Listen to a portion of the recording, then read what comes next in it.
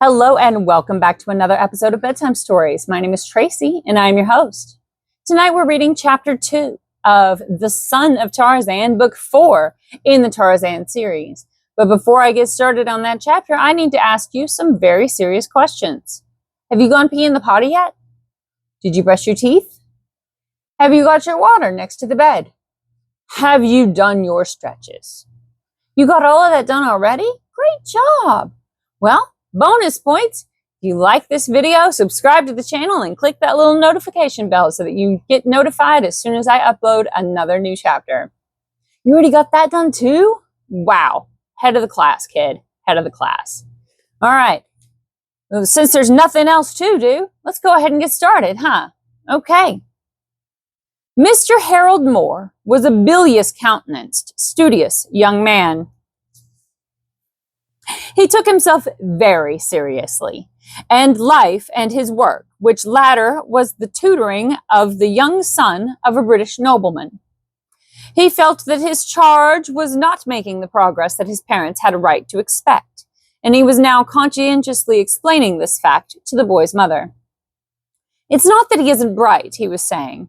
"If that were true, I should have hopes of succeeding, for then I might bring to bear all my energies in overcoming his obtuseness. But the trouble is that he is exceptionally intelligent and learns so quickly that I can find no fault in the matter of the preparation of his lessons. What concerns me, however, is the fact that he evidently takes no interest whatsoever in the subjects we are studying. He merely accomplishes each lesson as a task to be rid of as quickly as possible, and I am sure that no lesson ever again enters his mind until the hours of study and recitation once more arrive. His sole interests seem to be feats of physical prowess and the reading of everything that he can get hold of relative to savage beasts and the lives and customs of uncivilized peoples. But particularly do stories of animals appeal to him. He will sit for hours together, poring over the work of some African explorer. And upon 2 occasions I have found him setting up in bed at night, reading Carl Hagenbeck's book on men and beasts." The boy's mother tapped her foot nervously upon the hearth rug. "You discourage this, of course," she ventured. Mr. Moore shuffled embarrassingly. I essayed to take the book from him," he replied, a slight flush mounting his sallow cheek. "But, your son is quite muscular for one so young."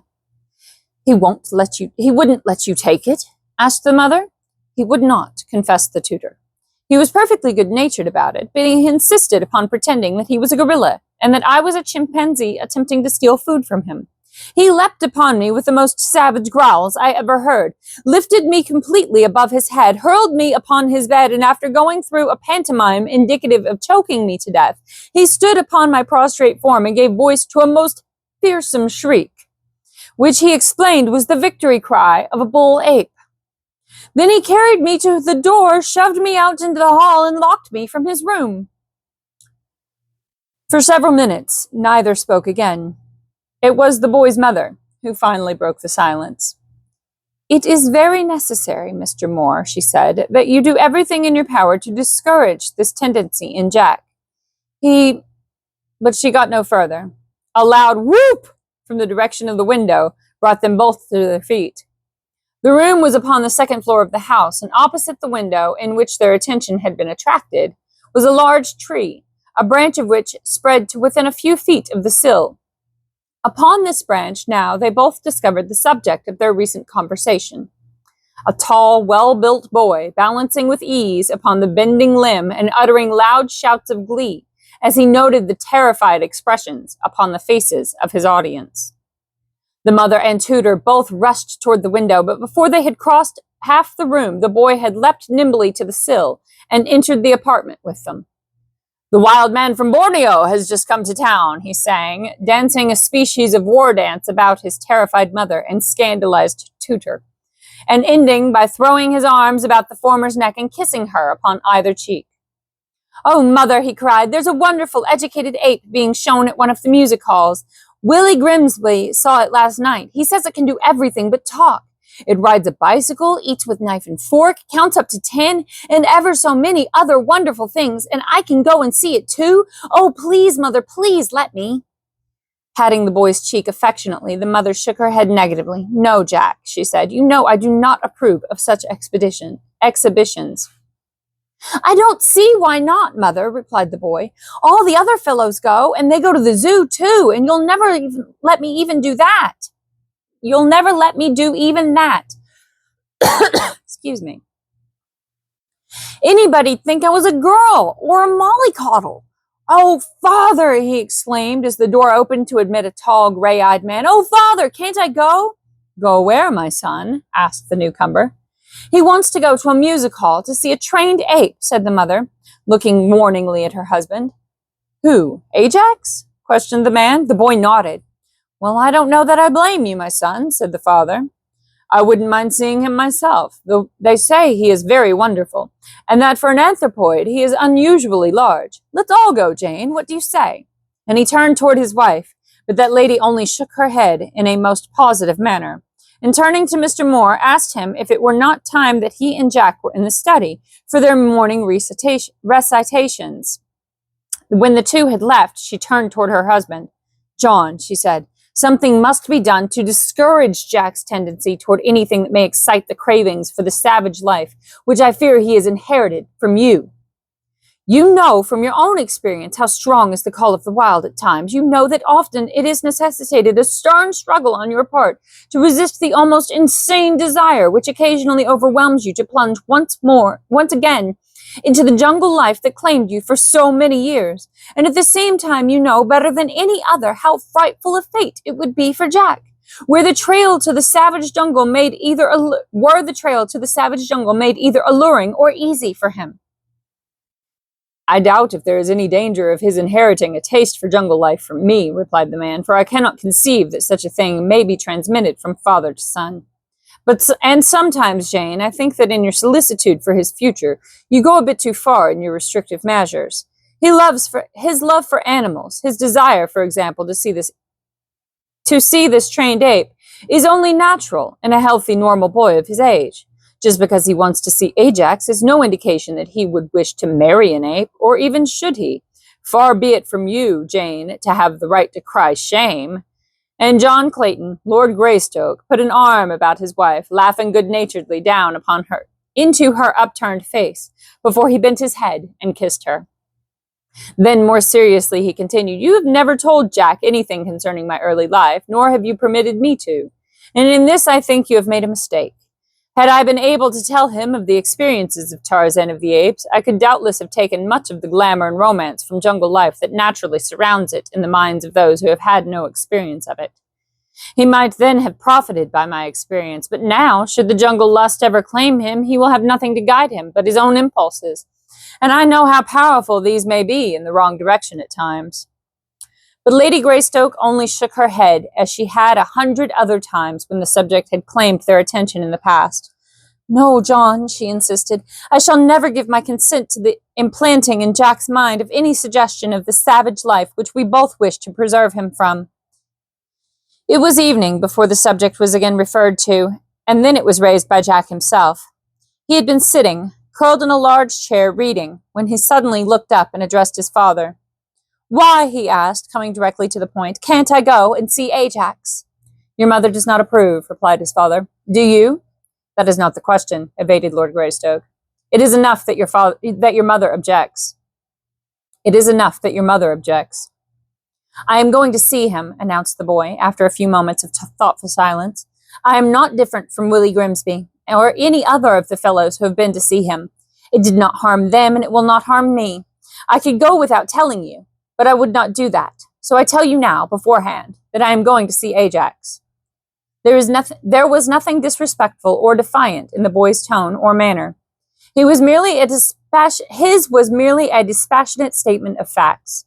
His father could scarce repress either a smile or a show of the admiration he felt for the manly course his son had pursued. I admire your candor, Jack, he said. Permit me to be candid as well. If you go to see Ajax without permission, I shall punish you. I have never inflicted corporal punishment upon you, but I warn you that should you disobey your mother's wishes in this instance, I shall." "Yes, sir," replied the boy, and then, "I shall tell you, sir, when I have been to see Ajax."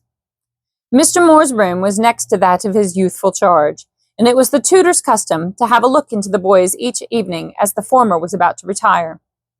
This evening he was particularly careful not to neglect his duty, for he had just come from a conference with the boy's father and mother, in which it had been impressed upon him that he must exercise the greatest care to prevent Jack visiting the music hall where Ajax was being shown. So, when he opened the boy's door at about 9:30, he was greatly excited, though not entirely surprised, to find the future Lord Greystoke fully dressed for the street and about to crawl from his open bedroom window. Mr. Moore made a rapid sprint across the apartment, but the waste of energy was unnecessary, for when the boy heard him within the chamber and realized that he had been discovered, he turned back as though to relinquish his planned adventure. "Where were you going?" panted the excited Mr. Moore. "I am going to see Ajax," replied the boy quietly. "I am astonished," cried Mr. Moore. But a moment later he was infinitely more astonished, for the boy, approaching close to him, suddenly seized him about the waist, lifted him from his feet, and threw him face downward upon the bed, shoving his face deep into a soft pillow. "Be quiet," admonished the victor, "or I'll choke you." Mr. Moore struggled, but his efforts were in vain. Whatever else Tarzan of the Apes may or may not have handed down to his son, he had at least bequeathed him almost as marvelous a physique as he himself had possessed at the same age. The tutor was as putty in the boy's hands. Kneeling upon him, Jack tore strips from a sheet and bound the man's hands behind his back. Then he rolled him over and stuffed a gag of the same material between his teeth, securing it with a strip wound around the back of the victim's head. All the while he talked in a low conversational tone. "I am Wajah, chief of the Waji," he explained, "and you are Mohammed Dubin, the Arab sheik, who would murder my people and steal my ivory." And he dexterously trussed Mr. Moore's hobbled ankles up behind to meet his hobbled wrists. "Aha, villain! I have you in me power at last. I go, but I shall return." And the son of Tarzan skipped across the room, slipped through the open window, and slid to liberty by way of the downspout from an eaves trough. Mr. Moore wriggled and struggled about the bed. He was sure that he should suffocate unless aid came quickly. In his frenzy of terror, he managed to roll off the bed. The pain and shock of the fall jolted him back to something like sane consideration of his plight. Where before he had been unable to think intelligently because of the hysterical fear that had claimed him, he now lay quietly searching for some means of escape from his dilemma. It finally occurred to him that the room in which Lord and Lady Greystoke had been sitting when he left them was directly beneath that in which he lay upon the floor. He knew that some time had elapsed since he had come upstairs, and that they might be gone by this time, for it seemed to him that he had struggled about the bed in his efforts to free himself for an eternity. But the best he could do was to attempt to attract attention from below. And so, after many failures, he managed to work himself into a position in which he could tap the toe of his boot against the floor. This he proceeded to do at short intervals until, after what seemed a very long time, he was rewarded by hearing footsteps ascending the stairs, and presently a knock upon the door. Mr. Moore tapped vigorously with his toe. He could not reply in any other way. The knock was repeated after a moment's silence. Again Mr. Moore tapped. Would they never open the door? Laboriously he rolled in the direction of succor. If he could get his back against the door, he could then tap upon its base, when surely he must be heard. The knocking was repeated a little louder, and finally a voice called, "Mr. Jack!" It was one of the housemen. Mr. Moore recognized the fellow's voice. He came near to bursting a blood vessel in an effort to scream, "Come in!" through the stifling gag. After a moment, the man knocked again, quite loudly, and again called the boy's name. Receiving no reply, he turned the knob, and at the same instant, a sudden recollection filled the tutor anew with numbing horror. He had himself locked the door behind him when he had entered the room. He heard the servant try the door several times and then depart, upon which Mr. Moore swooned. In the meantime, Jack was enjoying to the full the stolen pleasures of the music hall. He had reached that temple of mirth just as Ajax's act was commencing, and having purchased a box seat, was now leaning breathlessly over the rail, watching every move of the great ape, his eyes wide in wonder. The trainer was not slow to note the boy's handsome, eager face, and as one of Ajax's biggest hits consisted in an entry to one or more boxes during his performance, ostensibly in search of a long-lost relative, as the trainer explained, the man realized the effectiveness of sending him into the box with the handsome boy, who doubtless would be terror-stricken by proximity to the shaggy, powerful beast.